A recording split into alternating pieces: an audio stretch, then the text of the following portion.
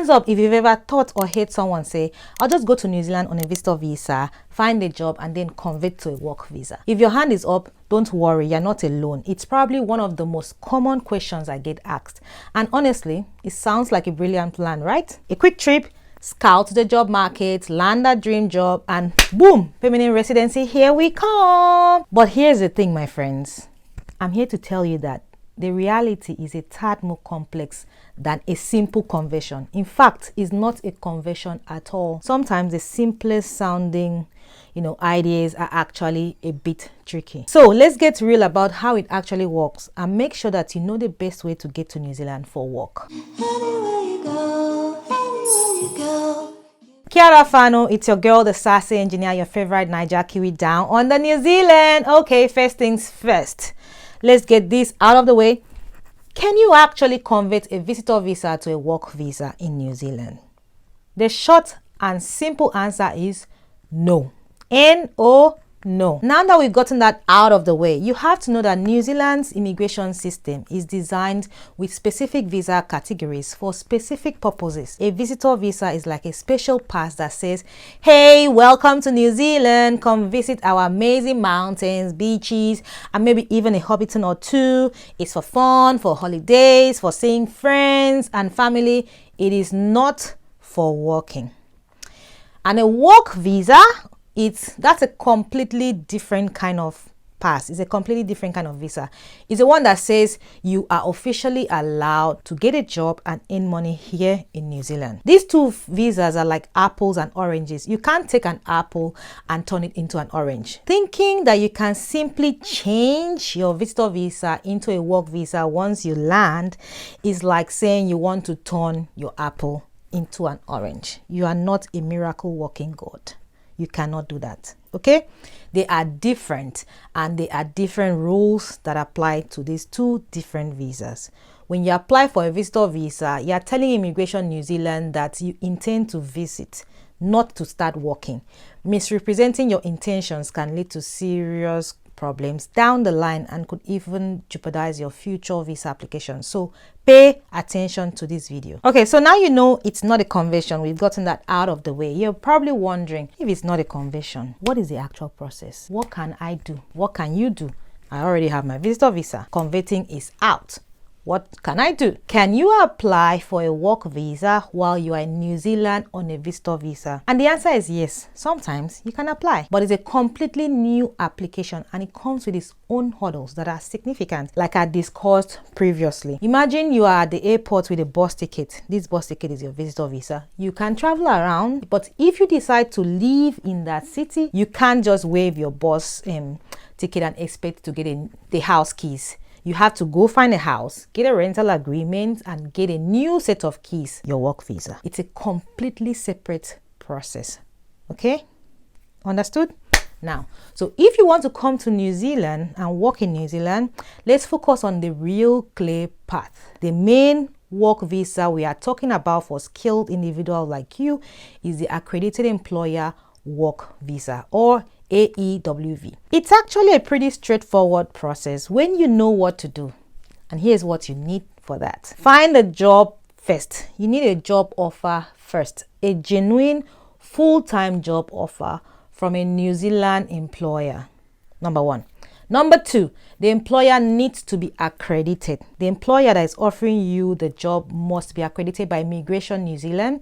This means they've made certain standards to hire people from overseas. The job itself has to pass a job check. This proves that a Kiwi isn't readily available for that role and that the terms are fair. Not all roles require this job check, but many low-level roles will require this. Number four, you need to be right for the job.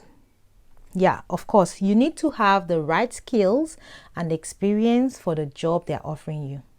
And you must meet health, character, and English language requirements. Lastly, after you have that job offer from the accredited employer, then you can apply for your work visa. Often people do this from their home country before they even travel. This is usually the smoothest way. And that is where it gets tricky for you because you're already in New Zealand on a visitor visa. So while you can technically apply for the Accredited Employer Work Visa while you're in New Zealand, finding an employer who is willing to go through the accreditation process, because not all of them are accredited, and the job check process for someone already in the country on a visitor visa who cannot start work immediately, it can be challenging. So that's often the challenging part. Many employers will prefer candidates who are already legally able to work and they have a clearer pathway. So you're essentially starting a brand new work visa application, not continuing an existing one. So it's a full comprehensive application, and the visitor visa mostly keeps you in the country while you submit your application. So coming to New Zealand on a visitor visa just to look for a job can be really risky and very expensive. There is no guarantee you find one, and then you might have to leave when your visitor visa runs out. It's much safer to have that job offer ready before you commit to coming for work, because you know New Zealand is far away from everywhere, so already the flight is very expensive, the flight ticket I mean. But if you've been following me all this while, if you haven't, make sure you click the subscribe button to join the community. But if you have, thanks for sticking with me. You already know my goal is always to give you the clearest path forward so you can build your amazing future. So how do you maximize your chances and avoid, the headache? One, you have to know the green list. The green list is a list that of the in-demand roles in New Zealand. Go back and watch my video about the green list. That's the first thing you need to do before you book that flight. Score the green list. If your role is on the list, you're already ahead, because employers are actively recruiting. Of course, not in every role that is on the green list, but there are some roles that they're actively recruiting for those roles. The pathway can be smoother because you're on that list, and they prioritize courses or career paths that align with it. Networking, that is very crucial. Use your visitor visa time to network, attend industry meetups or coffee chats, show off your skills and personality, because when you have a strong network, it opens doors, trust me, that online applications will not. This is first-hand experience. So network like a boss. Funds. You must have sufficient funds to support yourself while you are on your visitor visa, and the potentially long wait while any work visa application is processed. Don't run out of money. It's going to jeopardize your stay. So have money. And do not work illegally. I cannot stress this enough. Working on a visitor visa will get you into deep trouble. If you're on a working holiday visa, that is different. But you already know that it's not all countries that have that agreement with New Zealand. So maybe your country does not have that working holiday visa thing. That's a different story entirely. But if you're on a visitor visa, do not work on that visa. It's going to get into deep trouble. It's not a shortcut. It's a dead end. Keep everything legal. These guys keep history, decades of history. You don't want to jeopardize your chances. You can also explore the student visa strategy. For many, the most structured and often safer pathway is to come on a student visa for an in-demand qualification. Then get a post-study work visa, gain experience, and then apply for a resident visa. It's just that it's a longer game, but it's a proven blueprint. It's just longer and expensive.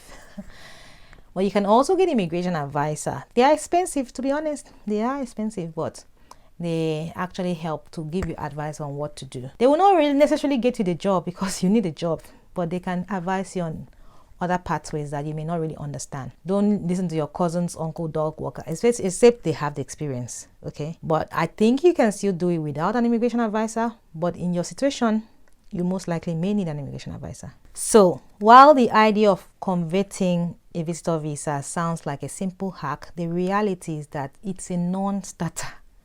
It just gets you into the country. That's the only thing it does. It doesn't really do much. Just gets into the country.